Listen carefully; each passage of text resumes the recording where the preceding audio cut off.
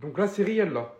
On est vraiment troisième. Parce qu'on se trouve à la place qu'on mérite. Parce qu'on est des clowns. Voilà. J'ai pas un seul souvenir en tête où le Barça nous avait fait autant de cadeaux. On avait 2 matchs de retard avec une possibilité d'avoir quelques points sur eux. Par-dessus, on a dû compter sur les autres équipes pour handicaper le Barça. Et comme si ça suffisait pas alors qu'on était nuls et que tout tournait en notre faveur, on a réussi à se retrouver dans cette position. En troisième. Derrière le faux Madrid. Parce qu'on se trouve à la place qu'on mérite. Notre club, au lieu de se demander pourquoi on encaisse 3 buts et que c'est pas normal, la seule chose qu'ils ont trouvé à faire, c'est qu'après le match, ils sont allés retrouver des replays et de lancer l'arbitrage. Comme vous pouvez le lire sur Real Madrid TV. Ils ne sont pas arrêtés à là. Ils sont partis poster un communiqué officiel. Toute la journée, ça a été une pression médiatique sur l'arbitrage. Je vous dis la vérité, sur l'action concernée, il y avait peut-être penalty. D'ailleurs, même le coach adverse dit clairement que son joueur met le coup de pied à Vinicius. Le problème dans tout ça, c'est qu'on ne méritait pas de gagner. Et au lieu de se focaliser sur les vrais problèmes, on passe notre temps arbitre. Au bout d'un moment, on n'en peut plus. Les problèmes persistent et j'ai de plus en plus l'impression qu'on va finir derrière l'Atlético Madrid si ça continue cette saison. Non, carrément, même Bilbao va nous rattraper à force. La réaction est attendue, mais je me demande elle est où? Bien sûr, il y a pénalty, les gars. Voilà, les gars. Bien sûr. Mais c'est explicite sous vos yeux. Évidemment qu'il y a pénalty. Même si Vinicius, il laisse traîner ses jambes, il mérite la faute. C'est une faute qu'il a gagnée intelligemment. Mais bien sûr que oui, il y a pénalty. Moi, je suis fan du Barça, tu vois. Ça aurait été un de mes joueurs, cette situation-là. J'aurais hurlé qu'il y a pénalty. Maintenant, c'est pas parce que c'est le club rivaux que je vais faire le mytho. Non, il n'y avait pas pénalty. 3-3, bien fait. Moi, ça m'arrange le 3-3. Ça m'arrange, il ne repasse pas devant nous. Mais évidemment qu'il y a pénalty. Il y a pénalty tous les jours. On sait tout maintenant. Regardez bien. Je me disais bien que c'était pas normal. ¿Qué pasa? Dice, pues no sé, tío, no sé qué pasa. Como... Pour ceux qui n'ont pas compris, conversation entre Valverde et Vasquez après avoir encaissé le 2e but. Valverde est venu lui demander que se passe-t-il, Lucas. Il lui a répondu, eh bien je ne sais pas. Je ne sais pas.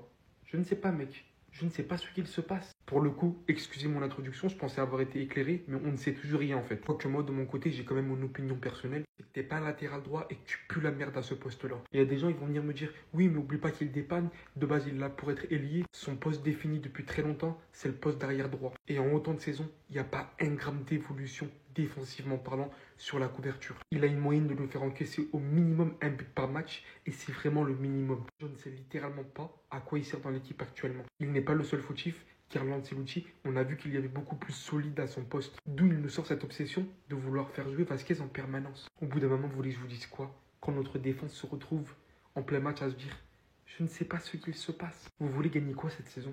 Non, on va gagner quoi cette saison en fait? Parce qu'avec ça là, on va rien prendre du tout. Le match nul 3-3 du Real Madrid du côté du Rayo Vallecano, ça passe pas du tout pour le club. Regardez le communiqué officiel de la part du Real Madrid pour parler du score. Donc un arbitrage controversé empêche la victoire de Madrid parce que bien sûr l'arbitre, on va en parler, parce qu'il n'a pas du tout été à la hauteur de l'événement. Et en gros, c'est surtout sur cette action, sur un penalty qui aurait dû être sifflé pour le Real Madrid, sur une faute sur Vini Junior de la surface de réparation. Et Ancelotti, il est clair en conférence de presse, le penalty sur Vini était clair, mais l'arbitre n'a rien dit. Et ça, c'est un sacré scandale. Et sur la chaîne officielle du Real Madrid, donc le Real Madrid TV, donc c'est en train de diffuser les erreurs de l'arbitre hier de la rencontre. Mais bon, un score final, les gars, ça reste 3-3. Et Ancelotti, en conférence de presse, il a dit « Nous avons bien joué ce soir, nous sommes sur la bonne voie ». Donc voilà, pour lui, bien sûr, le Real a fait une belle partie. Donc l'année dernière, nous n'avons pas gagné ici au Rayo Vallecano. N'oubliez pas que le Real, avant le match hier, avait gagné seulement une fois lors de ses 4 derniers matchs.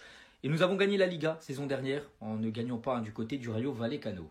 On peut parler de cet homme, Jude Bellingham, qui a de nouveau inscrit un but sur ses 5 derniers matchs du côté du Real Madrid à chaque fois. Un but inscrit par Jude Bellingham. Hier, c'est simple, il a inscrit son 30e but depuis son arrivée l'été 2023. Et à noter, le meilleur joueur de la rencontre hier, c'est pas Bellingham, il s'agit de Fede Valverde, c'est lui le man of the match. Une info également très importante concernant le prochain match du Real en Liga, ça sera la réception de Séville dimanche prochain.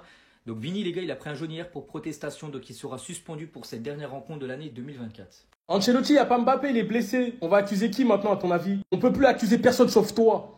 T'as vu, au McDo, ça recrute. Va postuler, s'il te plaît. On en a marre de toi. Rodrigo est plus à l'aise à gauche, tu le fais débuter à droite. Brahim est plus à l'aise à droite, tu le fais débuter à gauche. Dis-nous s'il y a un message caché, si tu veux nous dire clairement que tu veux nous faire perdre la Liga. Dis-nous-le tout de suite.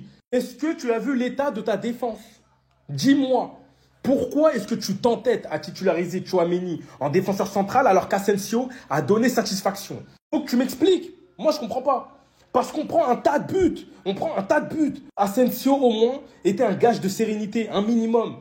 Ancelotti, merci pour tout. Merci pour tes services rendus. Merci pour tout ce que tu as fait au Real Madrid. Mais là, il n'y a plus le cache-misère Mbappé. On peut plus mettre la faute sur lui, il n'a pas joué. Ok, il y a des blessés, ok, mais c'est la réalité de beaucoup de coachs en Europe. Je sais que tu vas pas faire comme Guardiola et aller te plaindre. Mais mon gars, ce que ton équipe donne sur le terrain est lamentable. Et ça, depuis le début de la saison. On en a marre. On est obligé de se raccrocher à des individualités à chaque fois. J'en peux plus, je veux plus voir ça. Ancelotti, remets-toi en question pendant la trêve, par pitié. N'oubliez pas, le football c'est cruel et Ancelotti, il y a du taf au McDo. Ce type est un assassin et il faut impérativement le vendre. De n'importe quelle manière. Il est vraiment nul. Il est zéro. Vous savez, Franck Garcia, c'est quelqu'un, j'ai été patient avec lui. J'ai essayé d'analyser, j'ai essayé de comprendre pourquoi ça n'allait pas au Real Madrid, mais il est beaucoup trop nul défensivement. Ce qu'il a pris aujourd'hui, ne serait-ce que sur le premier but, c'est tout simplement inacceptable. Et ça fait un certain temps que je parle de ses largesses défensives, mais tout le monde ne me prend pas au sérieux en me disant « Ouais, non, mais il est meilleur que Ferland Mendy ». Au moins, Ferland Mendy, il a la capacité de bien défendre. Pour moi, un latéral doit savoir défendre avant même de savoir attaquer. Mais le problème de ce type-là, il apporte pas énormément aussi offensivement. De base, si tu apportes énormément offensivement, on peut t'excuser tes largesses un peu défensives. Mais c'est pas un truc de ouf. Donc ça veut dire au final, où t'es bon? Est-ce qu'au final, tu dois pas jouer dans une équipe plus lambda que le Real Madrid? Parce que oui, moi, j'ai vu cette ref quand il s'est fait dribbler, les gars. Et pendant tout le match, les gars, j'ai eu peur. J'étais terrifié. Il me rassure pas, ce type. Donc moi, jusqu'à la fin de la saison, je préfère le voir avec un dossard orange. Je ne veux plus le voir. Je ne le supporte plus, les gars. Plus ses cheveux grandissent, plus il devient nul. Vraiment, moi, j'en peux plus de ce joueur-là. Ça suffit. Pedri, Bellingham, Bellingham, Pedri. Eh ben, vous savez quoi? Qu'il en soit ainsi. Qu'il en soit ainsi, le divertissement a besoin de ça. Le divertissement a besoin de cette petite étincelle. Barça, Real, Suarez, Benzema, Messi, CR7, Iniesta, Modric, Xavi, Kroos. Et aujourd'hui, on a Pedri, Bellingham. Les deux meilleurs milieux de terrain du monde. Les deux, ils sont forts. Les deux, ils sont jeunes. Ils jouent dans des clubs rivaux. Les deux, ils sont beaux. Je whip tout. Donc, continuez. Le divertissement a besoin de ça. D'ailleurs, en parlant de divertissement, merci pour le divertissement. La télé était allumée. Le Rayo Vallecano, vous êtes une vraie équipe de Liga. Une équipe qui joue au foot. Une équipe qui combine. Une équipe qui marque. Une équipe qui divertit, tout simplement. Et en plus de ça, vous faites match nul et grâce à vous, on est toujours premier de Liga. Donc merci pour le divertissement. Dites-moi ce que vous en pensez en commentaire, les gars. N'hésitez pas à vous abonner, vous êtes des bons, nous, on avance. Le Barça nous fait des cadeaux, mais on n'en veut pas. Le Real Madrid avait potentiellement la possibilité pour la première fois de la saison d'être leader de Liga en gagnant ce soir. Eh bien, ce n'est pas le cas. Et potentiellement, demain, le Real Madrid est pour la première fois de la saison également 3e de Liga. Puisque l'Atlético a un match en retard et peut potentiellement passer à 38 points. Un point de plus que le Real Madrid, vous le voyez au classement. Alors le Real Madrid reste toujours en course, évidemment. Dans ce nouveau duel à 3 de la Liga 2024-2025, le Real Madrid perd encore des points contre un adversaire qu'on connaît, le Rayo Vallecano, 13e, qui a souvent l'habitude de faire des scores contre les gros et surtout contre le Real. Mais c'est une très mauvaise opération, sachant que tu as un très gros calendrier qui t'attend. Ce week-end, le Real Madrid va jouer donc la Coupe du Monde des clubs, l'ancien format. Le nouveau format, ce sera en juin, contre Pachuca, club mexicain. Et après, t'as la réception du FC Séville qui revient très bien. Et t'as un déplacement à Mestalla contre lequel t'as pas gagné depuis 2 ans. Valence est une équipe qui fait très mal au Real Madrid, souvent, malgré leur forme.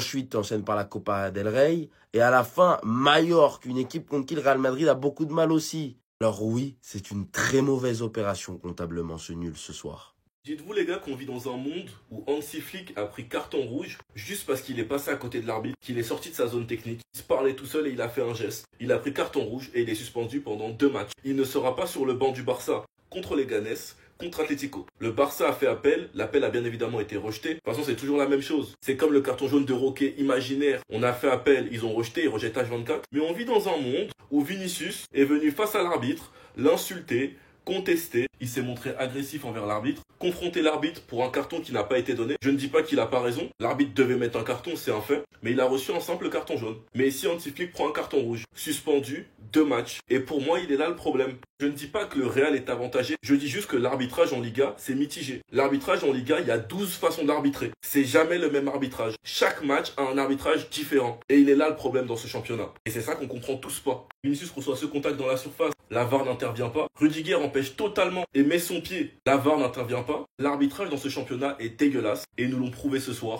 avec un arbitrage merdique. Contre les Real et contre Vallecano. Enfin bref, sinon vous les gars, vous en pensez quoi? Ramos, tape instant, on s'ennuie. J'ai compris en fait, après on va venir me dire que le Real est avantagé en Ligue 1. Il n'y a pas pénalty tous les jours sur cette action? Peut-être que j'hallucine, peut-être que je suis juste un fou. Bien sûr, Bellingham, il vient de voir à la fin du match parce que t'as été catastrophique, faut dire la vérité. Pas de 6 ou pas de 7 ou pas de Son, là. Il a fait 15 000 fautes avant d'avoir un carton jaune. Moi, j'ai compris, entre le Real et le Barça, c'est celui qui prend la Liga, sa mère, c'est une 1. C'est un truc de ouf, ça. On dirait qu'il y a personne qui veut prendre de l'avance. On n'est pas dans Mario Kart, là. Tu vas pas manger une carapace bleue si t'as 10 points d'avance. C'est un truc de fou, on perd trop de points. Il y a trop de points qu'on laisse en cours de route. Ça me rend ouf.